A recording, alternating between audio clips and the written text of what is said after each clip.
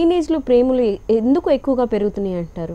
Good question అండి. ఇదివరకటి రోజులకి ఇప్పటికి చూస్తే ఈ రోజుల్లో టీనేజ్ ప్రేమలు బాగా పెరిగిపోయినాయండి. దీనికి మెయిన్ రీజన్ ఏంటంటే టీనేజ్ పిల్లలు మన ఇంట్లో ఉన్నారంటే వాళ్ళకి ఎప్పుడైతే ఇంట్లో పేరెంట్స్ దగ్గర నుంచి కావాల్సినంత లవ్ అండ్ ఎఫెక్షన్ సరిగ్గా దొరకదో అది బయట వెతుక్కుంటారండి వాళ్ళు. ఆ లవ్ అండ్ ఎఫెక్షన్ కోసం ఎవరైనా నువ్వు చాలా బాగున్నావు, అందంగా ఉన్నావు, నీ స్మైల్ చాలా బాగుంది అనగానే ఈజీగా పడిపోతారు.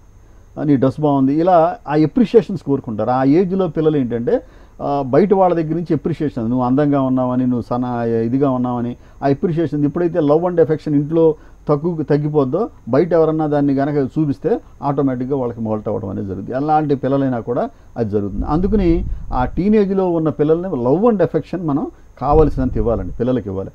అందుకని పేరెంట్స్, ముఖ్యంగా పేరెంట్స్ ఆ టీనేజ్లో ఉన్నటువంటి పిల్లల్ని ప్రేమానురాగాలు కలిగించే విధంగా కుటుంబంలో ఇచ్చేయటం, చక్క హోమ్లీ అట్మాస్ఫియర్ని క్రియేట్ చేసుకోవడం, 15 రోజులకి నెల రోజులకి ఒకసారి అందరూ కలిపి అవుటింగ్ బయటికి వెళ్ళటం, అప్పుడప్పుడు రెస్టారెంట్కి వెళ్ళటం, బయట పిల్లల్ని తీసుకెళ్ళటం ఉంటాం, ఎవ్రీడే ప్రతిరోజు కలిసి ఏదో ఒక టైంలో కలిసి భోజనం చేస్తూ ఉంటాం, భోజనం చేసేప్పుడు మాట్లాడుతూ ఉంటాం, కూర్చున్నప్పుడు పక్కన కూర్చున్నప్పుడు మీద చేసి కూర్చోగలగటం, ఇవన్నీ ఎప్పుడు చేస్తామో ఆ పిల్లలకు కూడా మా ఫాదర్ ఉన్నాడు, మా మదర్ ఉన్నారు అనేటువంటి కాన్ఫిడెన్స్ వస్తుంది, లవ్ అండ్ ఎఫెక్షన్ వాళ్ళలో వస్తుంది.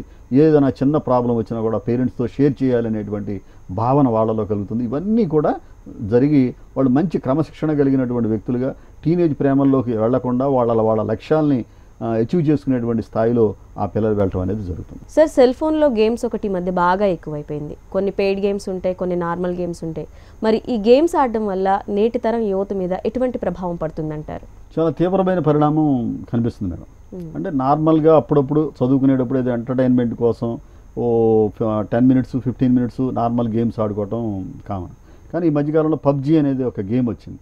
ఈ గేమ్లో చాలామంది పిల్లలు వాళ్ళ ఇళ్లలో కూర్చుని అందరూ కలిపి ఒక గ్రూప్గా ఆడుకోవడం అనేది ఒక అలవాటు కింద మారిపోయింది. దాంట్లో ఎక్కడికి వెళ్ళిపోతున్నారో, ఎన్ని గంటలు స్పెండ్ చేస్తున్నారో తెలియనటువంటి పరిస్థితి. నిన్న కాక మొన్న ఎర్రగడ్డలో ఇద్దరు పేషెంట్, అంటే ఇద్దరు ఇంజనీరింగ్ చదువుతున్నటువంటి ఒక అమ్మాయి ఒక అబ్బాయి అడ్మిట్ అయిందని చెప్పి ఎర్రగడ్డ వాళ్ళు చెప్పడం అనేది జరిగిందండి. అంటే కేవలం పబ్జీ గేమ్ వల్ల వాళ్ళు జరగటం. ఇలా వాళ్ళల్లో ఈ విపరీతకరమైన పరిణామాలకి గురి కావడానికి వాళ్ళు 24 గంటలు దాని మీద కాన్సన్ట్రేషన్ చేయడం, ఒక టైంలో ఆడటం, అందరూ కలిపి వాళ్ళ ఇళ్లలో కూర్చుని ఒక ఆటని డిజైన్ చేయడం అనేది ఉంది. మొన్న ఈ మధ్యన దీంట్లో కూడా ఒక పేరెంట్ ఒక అబ్బాయిని తెచ్చాడు. ఈ వీడియో గేమ్స్ ఆడటం వల్ల, కార్టూన్ ఫిలిం చూడటం వల్ల ఆ అబ్బాయి అర్ధరాత్రి పూట లేస్తున్నాడు, గుక్కపెట్టి ఏడుస్తున్నాడు, ఇవన్నీ జరుగుతున్నాయి. ఎందుకు చేస్తున్నాడో వాళ్ళకి అర్థం కాక వాళ్ళు సైకాలజీ దగ్గరికి తీసుకెళ్తే అతను టెస్ట్ చేసిన తర్వాత చెప్పారు, వాడు చూసేటువంటి కార్టూన్ ఫిలింలో, వీడియో గేమ్స్లో, కార్టూన్ ఫిలింలో ఒక క్యారెక్టర్ చనిపోయిందట. చనిపోతే అతను డిప్రెషన్లోకి వెళ్ళిపోయాడు. ఆ కుర్రాడు డిప్రెషన్లోకి వెళ్ళిపోయి రాత్రిపూట ఆ క్యారెక్టర్ గుర్తు రావడం, అందుకనే కేకలేయటం, అలవాటు చేయటం, అల్లరి చేయటం, గట్టిగా పెద్దగా కేకలేయటం, ఏడవటం అనేది జరుగుతుంది. ఇది ఒక కార్టూన్ ఫిలిం, అది ఒక అబద్ధం, ఇది మనం క్రియేట్ చేసుకుంది అని అతని కౌన్సిలింగ్ ఇవ్వడం వల్ల మళ్ళీ అతని మైండ్ అనేది సెట్ చేసుకుని ఆ తర్వాత నార్మల్ స్థితిలోకి వచ్చాం. ఇది ఎంతవరకు కావాలి, ఇది ఏంటంటే ఒక టానిక్ లాంటిదండి, ఒక రిఫ్రెష్మెంట్.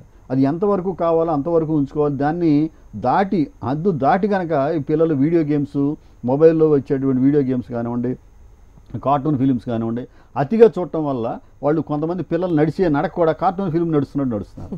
ఎందుకంటే దాంట్లో ఇన్వాల్వ్ అయిపోతున్నారు, వాళ్ళకి తెలియదు ఆట. 24 గంటలు ఆ 24 గంటల వీడియో గేమ్స్ ప్రతిదీ కూడా ఏది అనర్థదాయకం అయ్యే విధంగా కాకుండా కాస్త టెంపరీగా అలా ఆడుకునే విధంగా చూడాలి. దాన్ని ప్రతిదీ కూడా ఏదో మనకు డిస్టర్బెన్స్ లేకుండా వాళ్ళ పని అది వాళ్ళు చేసుకుంటున్నారని చాలామంది పేరెంట్స్ అట్లా వదిలేస్తున్నారు. గంటలు పూటలు హాలిడే వచ్చిందంటే ఒక రోజు మొత్తం వాళ్ళు దాని మీద కూర్చొని సెల్ ఫోన్ పట్టుకున్నాం, దీన్ని పట్టుకున్నాం, దాని మీదే ఉంటున్నారు. ఎప్పుడూ కూడా అలా చేయకూడదండి. అలా చేయటం వల్ల తీవ్రమైన పరిణామాలు భవిష్యత్తులో పిల్లల ద్వారా వాళ్ళు నష్టపోవడం అనేది జరుగుతుంది. ఒకటని కాకుండా ఎన్నో దుష్పరిణామాలుకి ఈ ఆకర్షణలు లోనవుతున్నటువంటి యువతరం పాడైపోవడానికి ముఖ్యంగా దోహదపడుతుంది. వీటిని పేరెంట్స్ గమనించి ఎంతవరకు కావాలో అంతవరకు ఉంచి వాటిని ఎడిక్షన్లోకి వెళ్లకుండా ముందుగానే ఆపగలిగితే ఈ నోమోఫోబియా లాంటివి మిగిలిన వాటి నుంచి, ఈ వీడియో గేమ్స్ నుంచి పిల్లల్ని రక్షించుకోవడానికి అవకాశం ఉంటుందండి. అలా మన పిల్లల్ని మనం తీర్చిదిద్దుకోవాల్సిన బాధ్యత ముఖ్యంగా పేరెంట్స్ మీద ఉన్నది. రేపటి తరానికి ఇచ్చేటువంటి గొప్ప బహుమతి ఏంటంటే మన పిల్లల్ని మనం మంచిగా రేపటి భావి భారత పౌరులుగా తీర్చిదిద్దడం అనేది ప్రతి పేరెంట్ మీద ఉన్నది. నేటి తరం పేరెంట్స్కి కానీ యువతరానికి కానీ మీరు చూపించే చక్కని పరిష్కార మార్గాలు, ఒక చక్కని సలహా. ప్రతి పేరెంట్ కూడా తన పిల్లలు బాగుండాలి, మంచి ఉన్నత స్థాయికి వెళ్ళాలనేటువంటి ఒక డ్రీమ్ ప్రతి పేరెంట్కి ఉంటుందండి. అట్ ద సేమ్ టైం ఆ డ్రీమ్ వరకే పరిమితం కాకుండా పిల్లలకి ఏది కావాలో అది అందించడం కాకుండా దానికి కావాల్సినటువంటి అవసరమా కాదా అనేది చూడాలి. ఫస్ట్ ఆఫ్ ఆల్ అది చూడాలండి. ఇమీడియట్గా నోట్లోంచి మాట కంటిన్యూ ఆఖరి అక్షరం రాకముందే కొని తీసుకొచ్చి ఇవ్వడం అనేది కరెక్ట్ అయింది కాదండి. సందర్భానుసారంగా వాళ్ళకి కావాల్సినవి 1-2 రోజులు లేట్ అయినా దాని నీడ్ అనేది తెలుసుకోవాలండి, అవసరం తెలుసుకునే విధంగా ఇవ్వటం.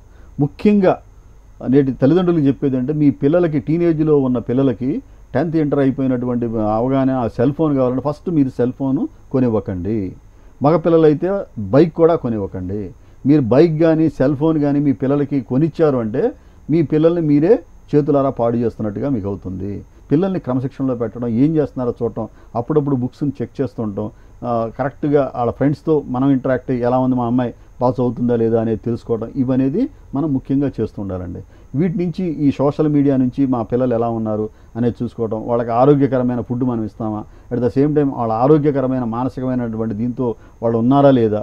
ఇప్పుడు రకరకాల మానసికమైన జబ్బులు కూడా పిల్లల్లో వస్తున్నాయి. వాళ్ళు ఎలాంటి చిన్న చిన్న ప్రాబ్లమ్స్ వచ్చినా వాళ్ళు అధిగమించేటువంటి ఆత్మస్థైర్యం వాళ్ళల్లో ఉందా లేదా, మార్కులు ఎలా వస్తున్నాయి, కాలేజీలో ఎలా ఉంటున్నారు, అట్లీస్ట్ కాలేజీకి వెళ్ళి ఒక 1 మంత్కి ఒకసారి మా పిల్లలు పొజిషన్ ఎలా ఉంది అని హెచ్ఓడిస్తో మాట్లాడటం. ఇవి ఎప్పుడైతే మనం చేస్తున్నామో ఆ కుటుంబంలో ఆరోగ్యకరమైన పరిణామం కానీ వాతావరణం కానీ వచ్చి వాళ్ళ పిల్లలు అనుకున్న లక్ష్యానికి చేరుకోవటం, అలాగే ఈ తల్లిదండ్రులు పీస్ ఆఫ్ మైండ్తో ఉండటం అనేది జరుగుతుంది. ఈ రోజుల్లో ఎంతోమంది పేరెంట్స్ పిల్లలు సరిగ్గా సెటిల్ కాకపోవడం వల్ల అత్యంత ఉన్నత స్థాయిలో ఉన్న తల్లిదండ్రులు కూడా ఎంతోమంది పిల్లల వల్ల ఇబ్బందులు పడుతున్న వాళ్ళని మనం చూస్తున్నాం. దానికి కారణం ఏంటంటే సరైనటువంటి కుటుంబ నేపథ్యాన్ని మనం ఇవ్వకపోవడమే. ఆ కుటుంబ నేపథ్యం అనేది ఎంత బిజీలో ఉన్నా, ఎంత స్థాయిలో ఉన్నా మన పిల్లల్ని మనం క్రమశిక్షణగా పెంచుకోగలిగితే డెఫినెట్గా వాళ్ళంతా కూడా మంచి రేపటి తరానికి భావి భారత పౌరులుగా ఉంటారు, మన దేశానికి మంచి ఆదర్శప్రాయాలుగా అవుతారు.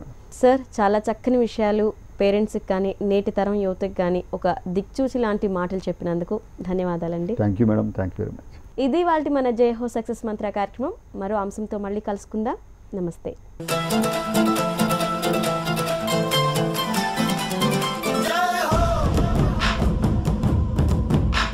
ఉపన్యాస కళలో మీరు నిష్ణాతులు అవ్వాలనుకుంటున్నారా? అయితే మీ కొరకే వక్త. వివరాల కోసం సంప్రదించాల్సిన ఫోన్ నంబర్ 9553586062.